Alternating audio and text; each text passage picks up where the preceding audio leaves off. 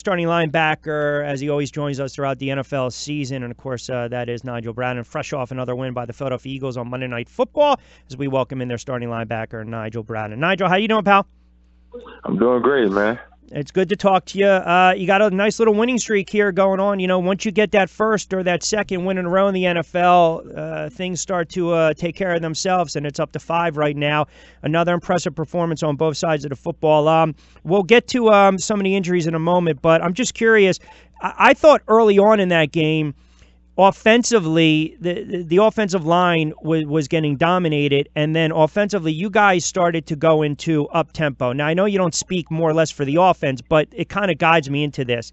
Defensively, you also started to make adjustments right when you guys started to score a little more and move the football. What were you guys able to do to take away Washington's ground game? Because you forced Kirk Cousins to throw on a couple third and shorts.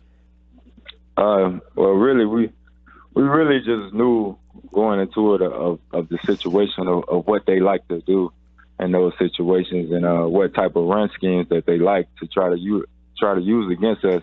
And I felt like in that first game of the year, I felt like we did a real good job of stopping the run in that game as well.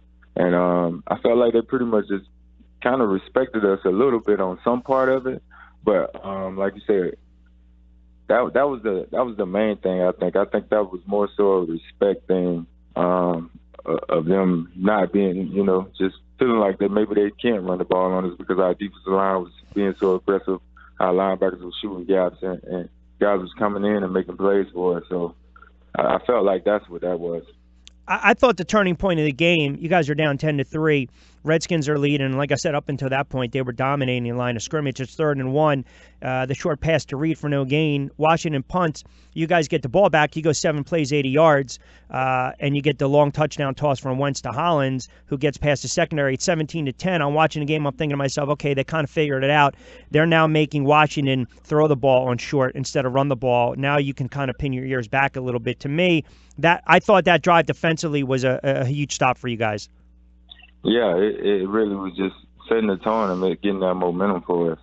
We knew we had to be out and be able to get a stop right there because that was an important drive. So before we took the field, we said to ourselves, hey, man, this the game changer right here. We get this stop right here, get our offense the ball there, go down and score, come back out. We're going to halftime. We know our offense is going to come back out and score again. We knew that was going to be the momentum going into halftime and just change the game for us. You lose an integral part of your defense in Jordan Hicks, and he is when you have that leader out there. I think it's listen. Peters is a huge loss. Hicks is a huge loss as well because when you think about it, here's a player that's relying on the play calls to come in from the coordinator Jim Schwartz over the last several years. He's got the ability, as you know, he can stick with the tight ends, the running backs in coverage. As soon as you go out, Najee comes in, tough spot for him on that Thompson touchdown. Walk me through that one play. What happened right there? Was that just basically just a blown assignment, lack of communication? Well, I think it was kind of just a tough spot for him to be in because it was kind of like a pick route setup for him. And, they had guys coming in, and he just lost eye control of the back. And that's all it was at the end of the day. So I guess you can kind of say it was a little bit of everything. It was just something happening so fast. He really stepped in last night and did a great job for us because he had not really too many practice reps during the week. He was just all film study mostly. And, that's tough for a player. Yeah, it is. It is. And, you don't get that many looks when you're a backup. Mostly our starters get all the looks in practice. So, it's real important for him to be on his film study and stuff like that. So I felt like he did a great job coming in there, man, and standing up for us. That one play got away from him, but he was able to bounce back and stand up for us and be able to and make some great plays for us in certain situations too as well. And I know Jim had to get a little creative though. All of a sudden you guys have defense. Defensively, you have safeties kind of moving up to linebacker spots after the injury. That's kind of you can't plan for that, but you also have to execute when you're doing that. That is called assignment football, is it not? Yeah, that is, and it's personnel too, man. Being able to have a guy like Malcolm Jenkins and then you got Corey Graham who's coming in. We're kind of loaded in the defensive backfield, And those guys are pretty much hybrid guys, man. They're physical, can do everything, cover, everything. Everything's in their background, fast, aggressive, competitive, just perfect leaders of our team, man, for us. And they just step in and they don't ask no questions, man. They just move around and nobody complains, and they just step up and come in the game ready, knowing their assignment already, just knowing what to do by just knowing the whole defense as a whole. How about yourself? We saw you again active. We saw you come up on a couple blitzes on third down. One of them you disrupted the throw by Cousins. Now that Hicks, unfortunately, is going to be gone for the season, you look at this linebacker committee approach, so to speak, with yourself, Najee Good, Joe Walker. I listened to Doug. We aired his press conference as we do the day after right here on 97.3, and he basically was saying, listen, these guys got to step up now, and it basically it's going to be more snaps for you. So you're really going to be active and you're going to be out there. I mean, how do you look at that challenge? You embrace that challenge, you embrace that role? Because I remember we spoke a couple weeks ago, you already felt that you were being slighted, that no one was looking at you and saying, listen, this is a top-tier linebacker now in the NFL. So how do you embrace that role? I mean, it's something that's something that I can't be used to it. I mean, I actually had that. At one point, I was a top linebacker in college as well. And other teams, like when I was in Buffalo, it was just people not knowing, but that's not so more so what I can control. I take that approach to that part.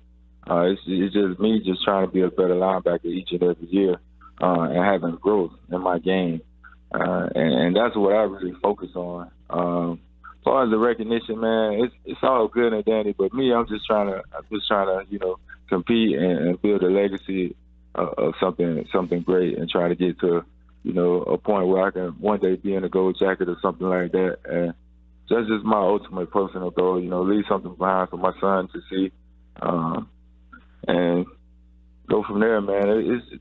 I mean, the recognition is good, but it's not something that I focus on. Sure. Yeah, it's going out there and getting it doesn't matter how you get it done, just getting the win on a Sunday. You know this. It's hard to win NFL games on a Sunday, and especially when you're hit with injuries. I mean, and no one's feeling bad for the Giants when they lose wide receivers. No one's feeling bad for Cleveland Browns when they lose Joe Thomas. No one's feeling bad for the Eagles when they lose Peters and Hicks. I mean, it's funny because now you're 6-1, and I'm just wondering, going into the season, maybe people looked at the Philadelphia Eagles as kind of being the hunter, so to speak. But now you start to win 4 or 5 games in a row, atop of the NFC East, arguably playing the best football at any team in the NFL. Now you guys quickly become the hunted. Do you guys kind of sense that yet, where every team's going to go out, especially San Francisco on Sunday, even though they're winless, they're going to give you their best?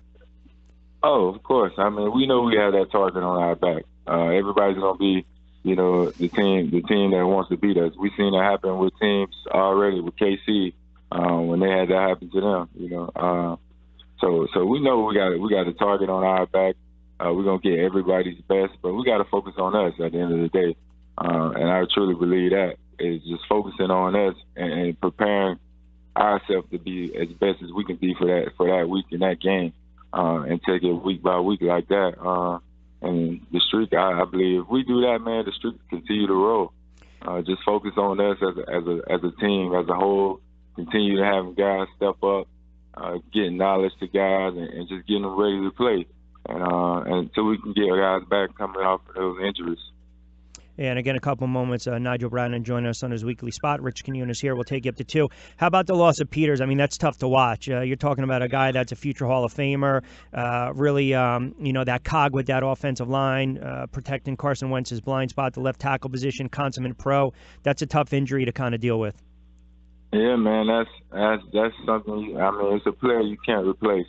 I mean, you can't replace that caliber type of player. At the end of the day, I mean, he's Hall of Famer, been dominating the league for years, and ultimate leader at that, and really the ultimate leader of our offensive line. Our whole offense just looks up to him. Defensive guys, everybody really just respect his game and what he's done and accomplished in this league. And you hate to see us take a loss like that to that caliber of player for us, because you can't replace that. But we can't have a guy step up, though. Yeah. And we do believe we will have that. So when you watch your quarterback, I know sometimes on the sidelines you guys are doing your thing defensively and whatnot, or you're sitting down, you kind of glance up and you're watching the game unfold offensively. When you watch him make some of the plays that he plays, that he really, some of these plays, you just kind of chuckle.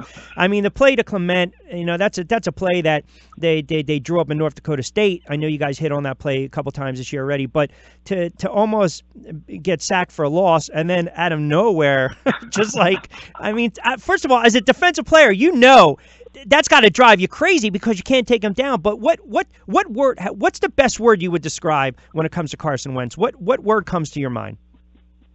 Houdini, man, just magician. That's all I could say. It's like it's unbelievable the way he's able to bend and like get out of things. He doesn't get rattled, though. He doesn't get rattled, Nigel. He gets cracked. He'll throw a pick, then he'll get cracked in the jaw, and then he'll step up into the pocket and throw a 65-yard strike.